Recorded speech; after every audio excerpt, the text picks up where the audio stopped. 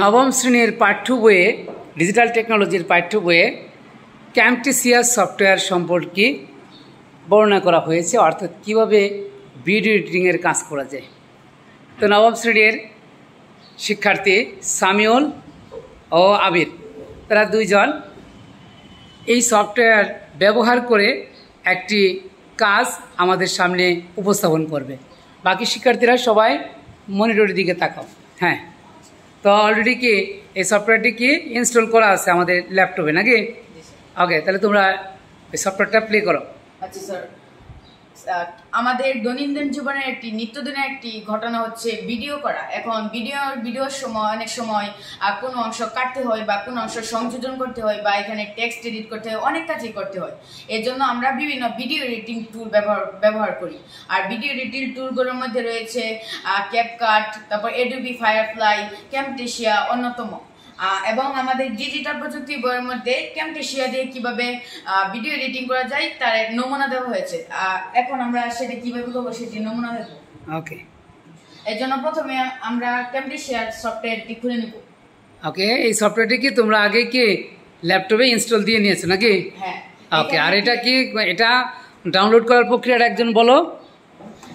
এটি ডাউনলোড করতে প্রথমে আমাদের ক্রোমে যেতে হবে বা গুগল যে কোনো সার্চ ইঞ্জিনে যাবেন এবং সেখানে দিবেন ডাউনলোড ক্যামটেসিয়া।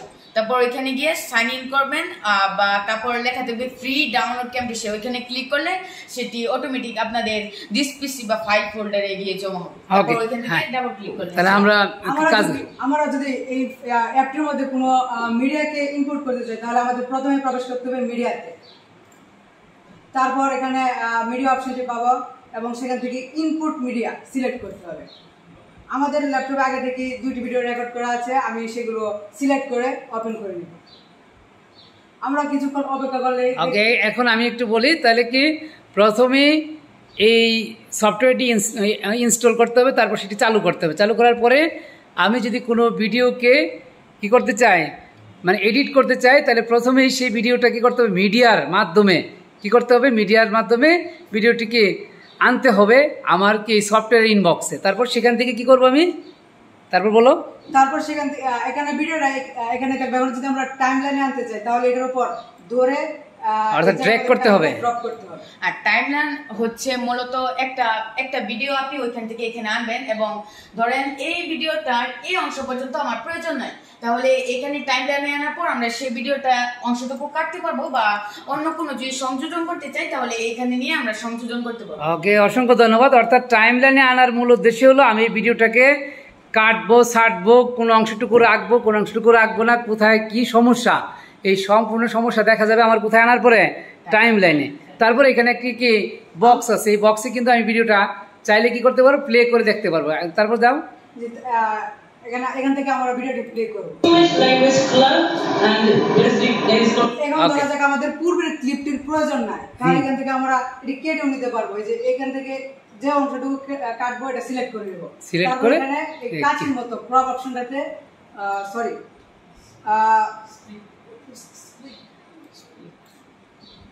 স্প্লিট অপশনটি সিলেক্ট করব। তারপর আমাদের স্প্লিট আর কি এটাকে বলে স্প্লিট। এরপরে আমি যেটুকু রাখবো সেটুকু কি এখানে কি এখন কিন্তু আমার এটা কি হয়ে গেছে, স্প্লিটের মাধ্যমে দুটি খণ্ড হয়ে গেছে। এখন আমি কোনটুকু রাখবো সেটা আমার উপর নির্ভর করবে। আমি যদি মনে করি যে না এইটুকু রাখার দরকার নাই, তাহলে কি করবো, সেটার উপরে কি এটি সিলেক্ট করে আমরা ব্যাকস্পেসের উপরে চাপ দিলেই অংশটুকু কেটে যাবে, প্রয়োজনীয় অংশটুকু কেটে যাবে। জি জি জি। তারপরে পুরো ভিডিওটাকে এভাবে যেটুকু আমাদের প্রয়োজন, যেটুকু প্রয়োজন নেই সেগুলো বাদ দিতে পারবো। ওকে, আজকে যেহেতু আমাদের সময় কম, একটু ছোট্ট প্রক্রিয়া বলে এরপরে আমরা আর কি করতে পারি। এখানে আরও রয়েছে কি অ্যানোটেশন, ভিজুয়াল ইফেক্টস, ট্রানজিশন, এগুলোর কি কাজ? জি, এখন ধরেন আমরা দুইটি স্পিড করে দুইটি তৈরি করলাম, দুইটি অংশ তৈরি করলাম ভিডিও। এখন আমরা এর মধ্যে চাইলে ট্রানজিশন, মানে একটা ভিডিও থেকে অন্য ভিডিওটা যাওয়ার সময় যে অ্যানিমেশনটা দেখাবে এটাকে বলে ট্রানজিশন। এই ট্রানজিশনটা সিলেক্ট করতে পারবো। ট্রানজিশনটা জাস্ট উপরে চাপ দিয়ে এখানে ড্রপ করে দেব। এখন আমরা একটু খেয়াল করলে দেখতে পাবো যে এখানে ট্রানজিশনটা অ্যাপ্লাই হয়ে গেছে। অর্থাৎ কি যে একটা ভিডিও থেকে আরেকটা ভিডিওতে, অথবা কি যে একটা অংশ থেকে আরেকটা অংশ মুভ করলে সেটা একটু আকর্ষণীয় করার জন্য আমরা কি করতে পারি, কি ইউজ করতে পারি, ট্রানজিশন। ওকে, তারপরে এখানে আছে আরো কি আছে, যে ভিজুয়াল ইফেক্টস আছে সেগুলোর কাজ, এটার কাজও কিন্তু কি যে ভিডিওটা তুমি কিভাবে শুরু করবো অথবা কি সেটা আকর্ষণীয় করার জন্য। আর কি কি আছে অ্যানোটেশনের মাধ্যমে কি করা যায় জানো? অ্যানোটেশনের মাধ্যমে আমরা টেক্সট ভিডিওর মাধ্যমে টেক্সট। ওকে, তাহলে একটা টেক্সট লিখে দেখাও।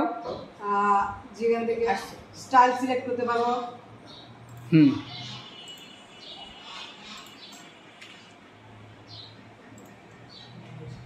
লিখে দেখাও। তাহলে এখন কি দেখাবে? অ্যানোটেশন। তাড়াতাড়ি করার জন্য আমরা অ্যানোটেশন সেকশনের উপরে ক্লিক করব, তারপর এখান থেকে বিভিন্ন ধরনের স্টাইল অ্যানোটেশন শো করবে।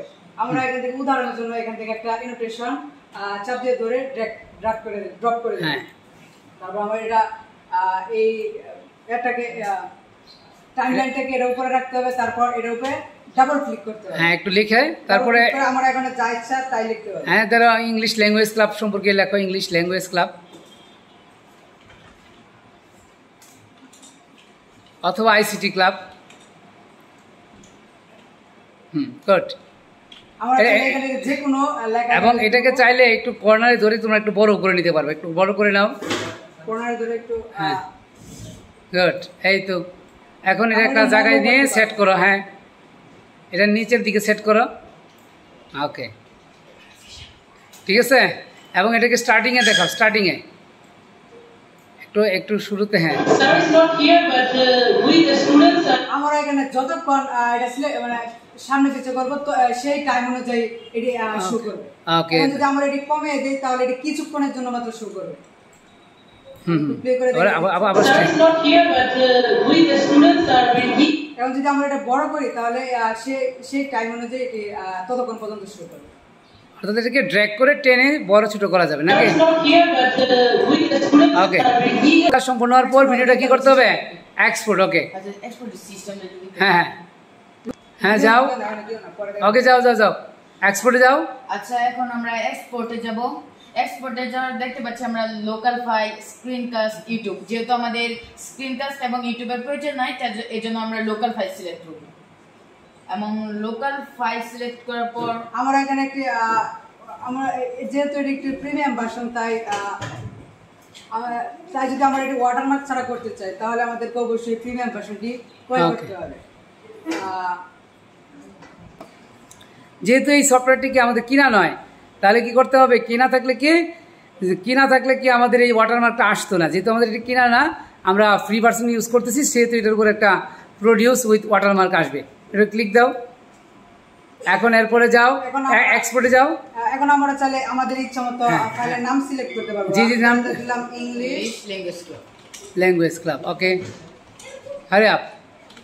তারপরে আবার আমরা কাঙ্ক্ষিত লোকেশনটি সিলেক্ট করব। আমি এখন ডিফল্ট ভাবে যে লোকেশনটা আছে সেটাই আলাদা সিলেক্ট করছি। এখন আমরা এক্সপোর্ট অপশনে ক্লিক করব, তাহলে ভিডিওটি দেখতে পারবো। এখন কি হচ্ছে? রেন্ডারিং হচ্ছে, মানে এটি আর একটু সময় পর সেটা আমাদের ডিসপ্লে বা ফোল্ডারে রেন্ডারিং হচ্ছে, মানে কি ভিডিওটি প্রক্রিয়াজাত হচ্ছে। অর্থাৎ এখানে 3 মিনিট সময় লাগবে। আস্তে আস্তে ভিডিও কি রেন্ডারিং হচ্ছে।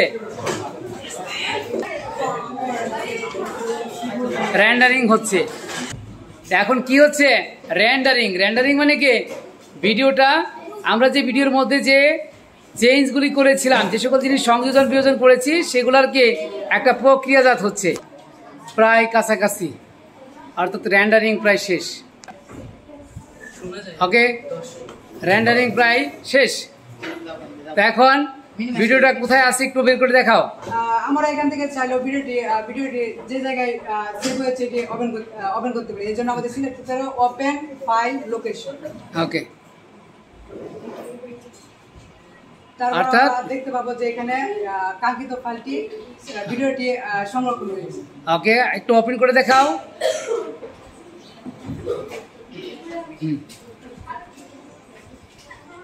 এখন কি সেই ক্যামটেসিয়ার মাধ্যমে যে ভিডিওটি করা হয়েছিল, এই যে অর্থাৎ ভিডিওটির কাজ সম্পূর্ণ হয়েছে। যে সকল ট্রানজিশন অ্যানিমেশন দেওয়া হয়েছে সেগুলো কিন্তু আমরা দেখতে পাচ্ছি। ওকে, ধন্যবাদ তোমাদেরকে।